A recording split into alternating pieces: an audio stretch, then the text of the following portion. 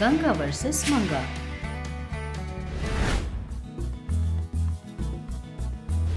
एक दिन सूर्यकांतम मंदिर जाकर घर वापस आ रही थी।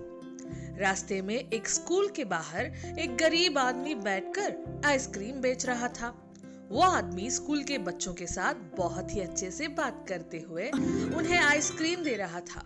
वहीं थोड़ी सी दूर पर एक लड़का खड़ा होकर देख रहा था। उधर सभी बच्चे आइसक्रीम खा रहे थे, पर वो दूर खड़ा आइसक्रीम की आशा से उन्हें देख रहा था। ये सब देखकर सूर्यकांतम मन में, बेचारा बच्चा, पैसे नहीं है, शायद आइसक्रीम नहीं खरीद सकता, इसीलिए देख रहा है, मैं दिलाती हूँ, सोचते हुए उस बच्चे के पास जाने लगती है कि इतने में ही आइसक्रीम बेचने वाला आदमी बच्चे को देखकर, क्या बात है बेटे, भूख लग रही है क्या बेटे?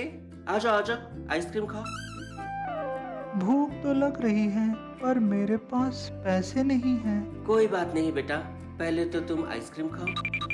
बोलकर आइसक्रीम देता है। वो बच्चा आइसक्रीम लेकर बहुत खुश हो जाता है और तुरंत ही आइसक्रीम खाने लगता है। तुम्हारा नाम क्या है बेटे? मेरा नाम भीमड़ू है। अच्छा भीमुड़ू, बहुत अच्छा नाम है। मेरा नाम रामुड़ू है। पर तुम्हारे माता पिता कहाँ हैं? मेरे माता पिता मर चुके हैं, मेरा कोई नहीं है।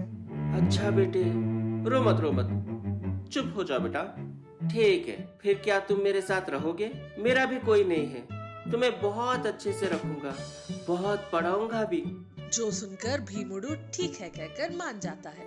ये सब देखकर सूर्यकांतम मन में सोचती है, ये आइसक्रीम बेचने वाला शायद बहुत अच्छा इंसान है। भूखे बच्चे को बुलाकर उसे आइसक्रीम खिला रहा है। कोई नहीं है कहने पर मैं सब कुछ देख लूंगा कह रहा है, पर इसे देखने पर लगता है इसके पास भी ज्यादा पैसे नहीं है, वो बच्चे को कैसे पढ़वाएगा। यूं मन में सोचते हुए सूर्यकांतम आइसक्रीम बेचने वाले के पास जाती है। अरे बेटे, बहुत देर से तुम दोनों की बातें सुन रही हूँ, ऐसा पूछ रही हूँ सोचकर बुरा मत मानना। तुम्हें देखने पर लगता है तुम्हारे पास ज्यादा पैसे नहीं है, तुम इस लड़के को कैसे पढ़ाओगे, कैसे ख्याल रखोगे?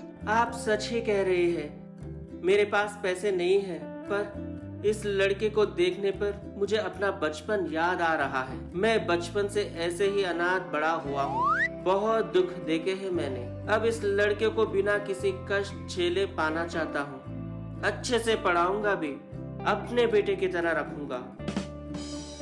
ये सब सुनकर सूर्यकांतम को लगता है रामुडू नाम की तरह ही बहुत ही अच्छा आदमी है।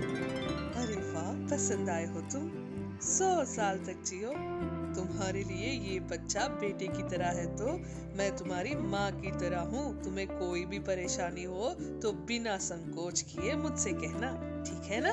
जिसके जवाब में रामुडू ठीक है कहकर सर हिलाता है। इस तरह रामुडू भीमुडू को स्कूल में दाखिल करवाता है और बहुत अच्छे से ख्याल रख रहा था। भीमुडू के लिए रामुडू और भी ज्यादा मेहनत करते हुए पैसा कमा रहा था। वो दोनों बहुत ही खुश थे। कभी कभी सूर्यकांतम उस तरफ जाते हुए और इन दोनों को खुश देख बहुत खुशी महसूस करती थी। एक दिन सूर्यकांतम उस तरफ से जा रही थी।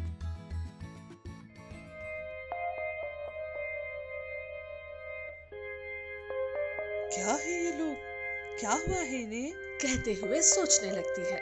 उतने में ही थोड़ी दूर पर भीमुडू आते जाते लोगों से पैसे मांगता देख सूर्यकांतम हैरान हो जाती है। सूर्यकांतम भीमुडू से पूछती है, क्या हुआ बेटे, क्या बात है? स्कूल जाए बिना यहाँ भीख मांग रहे हो? रामुडू कहाँ है? तब भीमुडू रोते हुए, वो हर रोज की तरह है, मेरा रामुडू आइसक्रीम बेचने के लिए गया था। अम्मा, वहाँ पर कुछ गुंडों ने हफ्ता देने के लिए कहा। बेचारा रामुडू 1-1 रुपया जमा करके मुझे पढ़ा रहा है। ऐसे में उस दिन की पूरी कमाई उन लोगों को कैसे दे देता? नहीं दूंगा कहकर जोर से बोलने पर रामुडू को मार कर वो लोग पैसे लेकर आइसक्रीम की गाड़ी तोड़कर चले गए। बेचारे रामुडू को बहुत दर्द हो रहा है, इसलिए मैं दवाई के लिए पैसे न होने के कारण लोगों से भीख मांग रहा हूँ। ये सब सुनने के बाद सूर्यकांतम को रामुडू और भीमुडू पर बहुत दया आती है। उन दोनों के प्यार अनुबंध को देखकर बहुत अच्छा लगता है। उसी समय उन गुंडों पर बहुत ही गुस्सा भी आता है। तुरंत ही बीमुड़ू को लेकर रामुडू के पास जाती है। अपने मैजिक से रामुडू के सभी चोटों को गायब कर देती है और टूटे हुए आइसक्रीम के ठेले की जगह पर मैजिकल आइसक्रीम का ठेला देती है, जो देखकर वो दोनों बहुत खुश होते हैं। तुम्हें इतनी बड़ी मुसीबत में भी अपनी ये माँ याद नहीं आई क्या?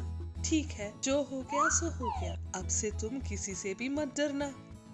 ये मैजिक आइसक्रीम का ठेला है, ये तुम उन लोगों को प्यार से दो, बस बाकी सब वही देख लेगी। ये सुनकर रामुडू और बीमुडू बहुत खुश हो जाते हैं। अगले दिन गुंडे हफ्ता वसूल करने के लिए फिर से आते हैं। सूर्यकांतम ने जो कुछ भी कहा वो सब याद करके हिम्मत से रामुडू बिना डरे वही खड़ा रहता है।